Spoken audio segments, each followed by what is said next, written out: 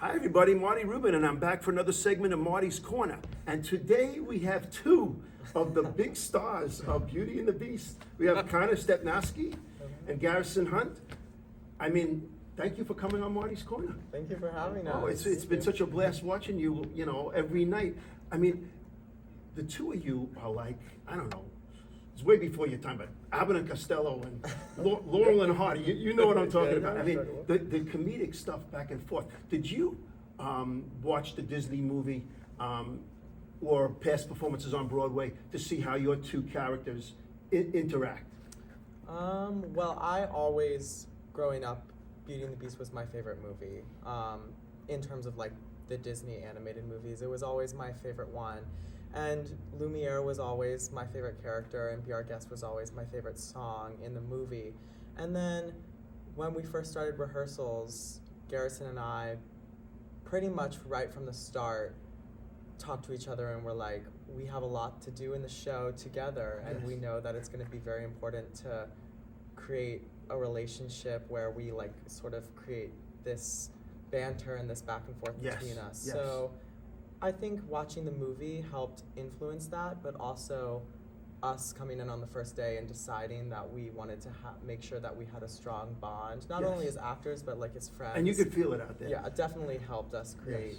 I mean, Lumiere is such a fun character, and Cogsworth. I mean, like, you're so unflappable. You're so knowledgeable. Like, you know, nothing gets to you out here. You're the head of the household, right? Oh, so yeah, he's head of the household. It all comes through you, right? Oh yeah, it's supposed to anyway. Nobody listens to him, but you know.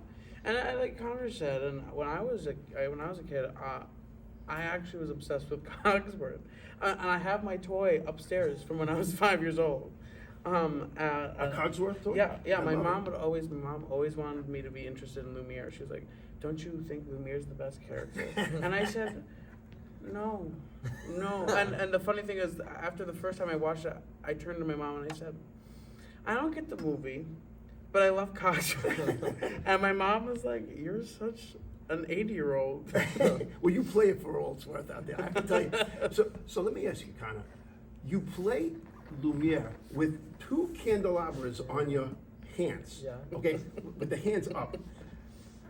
When you're acting, singing, and dancing, did that take some getting used to be doing it like this? Most definitely. When I knew as soon as I like booked the role and like before rehearsals even started, I like had mentally prepared myself that I was gonna have like shoulder issues from being like this. But then when we got into the rehearsal studio, for the first like 2 weeks of the rehearsal process, I just did it with my fists up because I still had like my binder for some of it because I was like learning the lines. But I still knew that I needed to keep my hands up somewhat. Right. But then during the last week of rehearsal in the studio before we transferred to the theater, I got the candles, like the actual hands, and I was able to use them. Those candles? They're not super heavy. I'd say they're like 3 pounds each. But that's a lot to hold up the whole time. Yeah. It's not terrible. Garrison feels for you over here. The hardest part, I'd say, is the song Beauty and the Beast, like the title song, because that's the only moment in the show where I'm stationary for like 3.5 minutes and my arms are just up the entire time and I'm not moving at all. And so like by the end of that song, they're like waltzing and I'm like tapping my foot. I'm like, okay, this dance needs to be over soon because my arms are killing me. But I love doing it. I wouldn't trade it for anything. Yes. So you know on Marty's Corner there's a sports analogy coming, right? So you guys are ready? All right, here we go. So for you, Conor, when I was growing up, one of my favorite basketball players was Julius Erving, who was better known as Dr. J. Okay. He had the greatest first step in basketball. He would take the ball from the foul line and in one motion, dunk it. He was unbelievable. Okay. You have the biggest first step and speed I've seen of any actor out here on the stage. You are flying around. I mean, it's unbelievable. I mean, if you're chasing Babette, you're flying around. If you're, I'm cracking you up, aren't I? And you know, when you're running around the castle and you're so fast. Did you run track? I never ran track. But when I was in 8th grade, I remember we had to do like a timed mile for school, and my PE teacher was the track coach, and he was like, I'm stupid for not having you run track because I ran a mile in like 6.5 minutes when I was in like 8th grade. And I don't know, I've always just like, maybe it's because I find the character to be like more suave and like debonair. Right, But he's a ladies' man. yeah, so like I don't think he walks, he glides. Yes. Anything he does, Very it's smooth. smooth. So like when I was sort of finding my movement for the character, I didn't want it to be like how Garrison walks, which is like a cloud, like back and forth. I wanted it to like be like he was gliding. So Right. that definitely influences like my speed across the Yes. stage. Well, it's cool to watch you do it. Now you referenced Garrison's costume, so you have a lot of great one-liners, and you're very funny. But did you have to, because of that costume of a big clock that you're in, is your comedic timing like affected by what you're wearing? I can't hear in that helmet. That's my biggest problem, is that sometimes I can't hear people on stage with that thing on my head.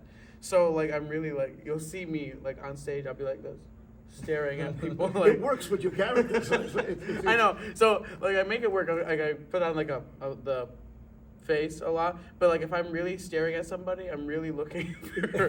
Do I think they're done? I think they're done. Okay. Now it's time. My turn. It's my turn. Yeah. Well, how would both of you, have accents through the whole show? Yeah. How would you describe your accent?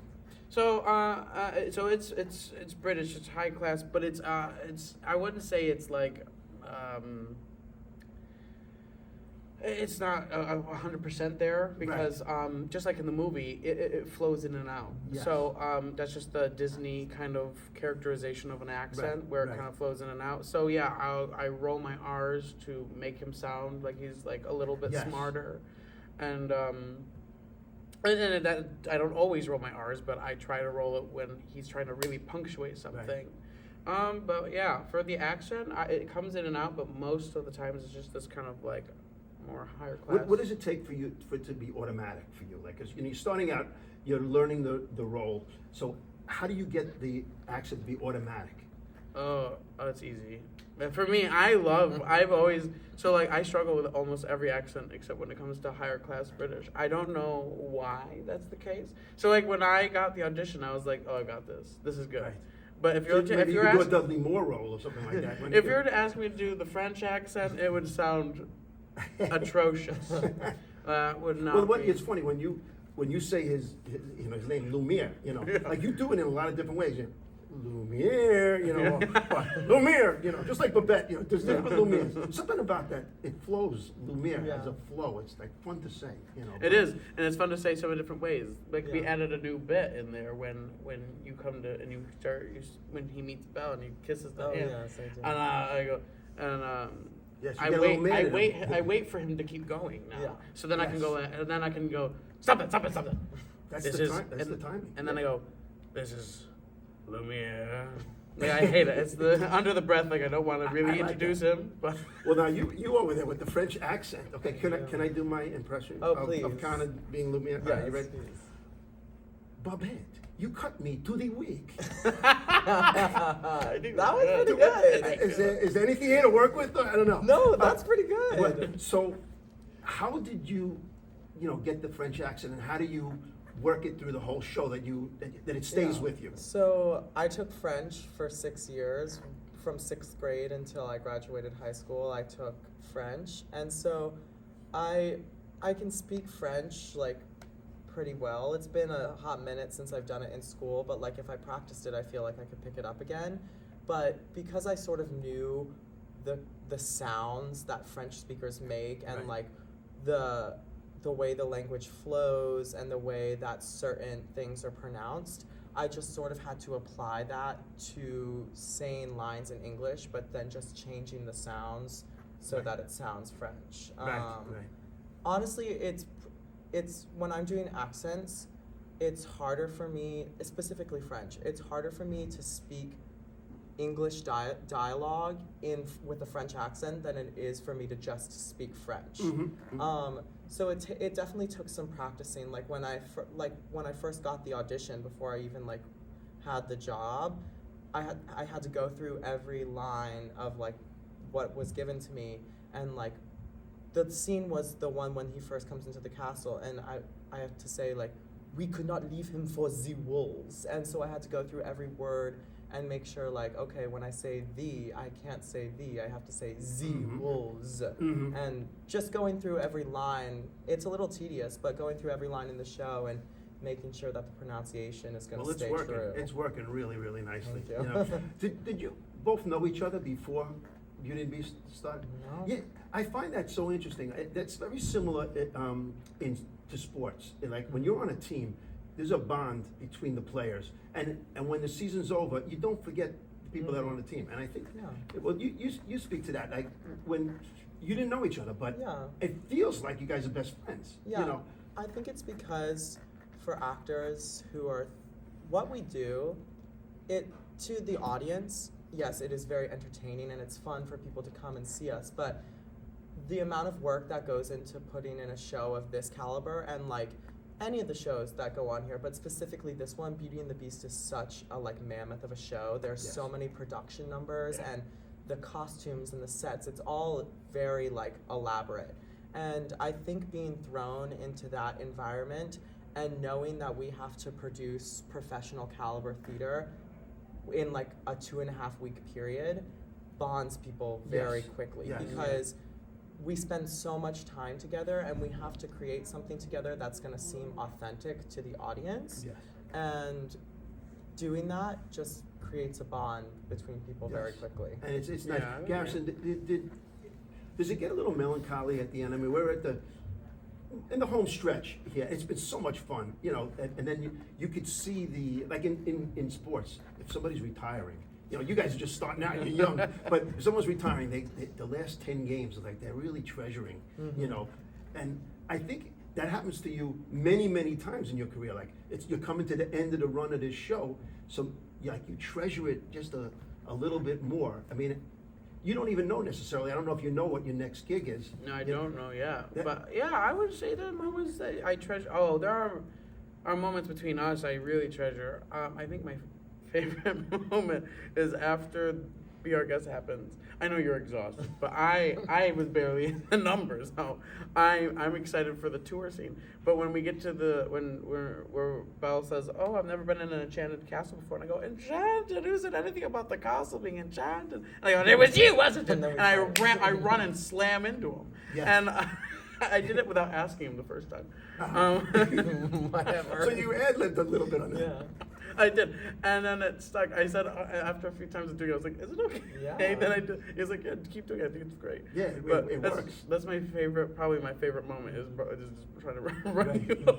You know, there's so you mentioned before. There's so much to this show. I mean, there's so many big numbers that people know.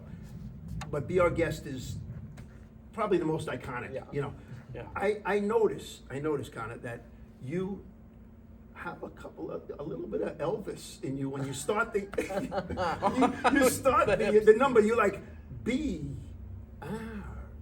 The accent definitely like. But you swivel in the hips and everything. Well, you know? definitely he has the hip swivel, like put our service to the test. Yes. And there's some screams from the audience. They're into it. You know? sometimes the accent does become. I think it becomes like a little like Southern United States. Like at the very beginning, I say like, "Ma chère mademoiselle, it is with deepest pride and greatest pleasure that we welcome you tonight." Like it's just sometimes it becomes not necessarily French, but a little weird. But it works again. Yeah, it works. it's definitely really fun and like definitely gives like some Elvis vibes. Like we actually in rehearsals. I didn't end up doing it, but Evan, who is our director, Evan Pappas, he, an idea that he threw out was like to use one of my hands as like a microphone and like be Elvis, like put our service to the test and like use one of my hands as a microphone. It didn't quite necessarily work out because like I can't really turn my wrist that way with the thing on, but like it definitely was an idea that he threw out, so maybe he had the same thing. He was like, what you're giving I is always Elvis. wait for that moment. I'm like, is Conor going to give the full Elvis tonight? You know, I'm always watching. You know, different audiences react differently Yeah. to the different, parts of the show. When you have, as I said, so many fun one-liners. Yeah. When you feel the crowd like really behind you and like they're along for the ride, and you have a line coming up, I'm not going to say it, but do you ever say, I'm going to go for a big laugh here, they're ready for this, or do you play it down the middle? So, nothing new, tried and true, but when you're feeling it, you gotta, sometimes you gotta, lean into the joke a little bit more, especially if they're in on it. Right. Like, there was that one time where the audience knew one of my lines, and they said it with me. Yes, I know the line you're talking Yeah, about. Yeah. and when they did that, I literally stopped and I said, thank you.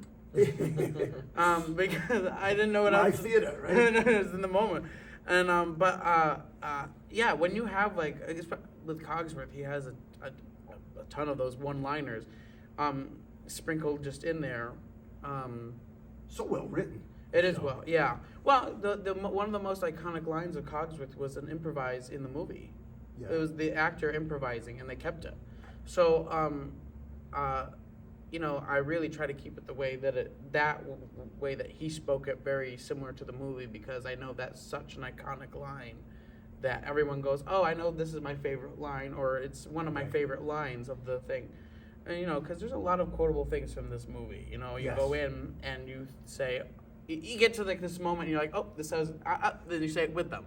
And you're like, it's just one of those movies. Or Yes. you sing Be Our Guest with them. Or I mean, you I sing- watched this movie with my kids. Yeah. I mean, we wore it out, Yeah. hundreds of times. I love this show, But I don't know, Conor.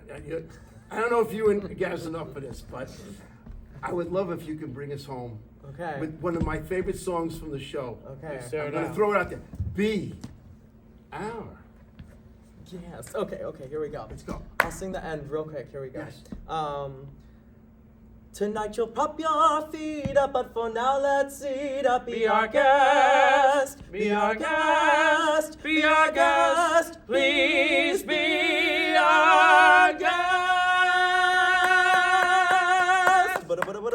I just want to tell everybody that to watch these two fantastic performers bring Lumiere and Cogsworth to life, and the rest of this fantastic cast, come on down to the Argyle Theater. We're playing straight through to January 1st, and we can't wait to see you out here. Bye.